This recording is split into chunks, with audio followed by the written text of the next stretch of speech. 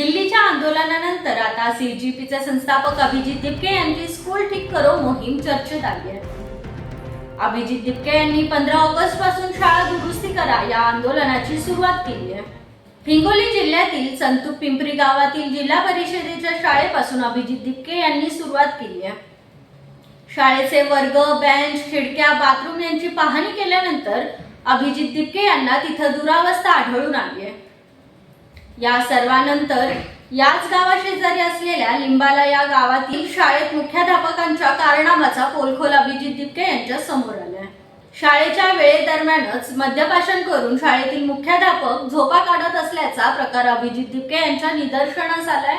अभिजित दिपके यांनी शेअर केलेल्या व्हिडिओमध्ये गंभीर आरोप केलेत। दारू पिऊन मुख्याध्यापक वर्गात झोपल्याचा दावा अभिजित दिपके यांनी केलाय। तसेच व्हिडिओमध्ये मुख्याध्यापकाच्या हातात दारूची बॉटल सुद्धा दिसत आहे। हे व्हिडिओ शेअर करत तात्काळ मुख्याध्यापकांच्या निलंबनाची मागणी दिपके यांनी केली आहे। मद्यधुंद मुख्याध्यापक सरकारी शाळा चालूच कसा शकतो असा संतप्त सवाल दिपके यांनी केलाय।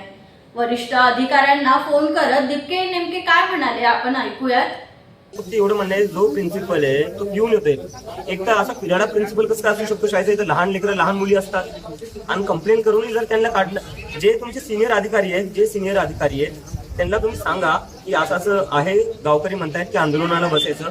जर त्या प्रिन्सिपलला काढण्यात नाही आलं तर रोज घेऊन येत आहे तिथे, त्यांना जर नाही काढण्यात आलं तर इथं गाववाल्यांसोबत मी आंदोलनाला बसेल। अभिजित दिपके यांना स्कूल ठीक करो या मोहिमेत अनेक गंभीर प्रकार दिसत आहेत आणि त्यामुळे दिपके या सर्व संबंधांचे व्हिडिओ सोशल मीडियावर शेअर करत आहेत। तुम्हाला या सर्वांबद्दल काय वाटतं हे कमेंट्स मध्ये नक्कीच सांगा आणि आपल्या उद्योग राष्ट्र न्यूज चॅनलला सबस्क्राईब करायला विसरू नका। धन्यवाद।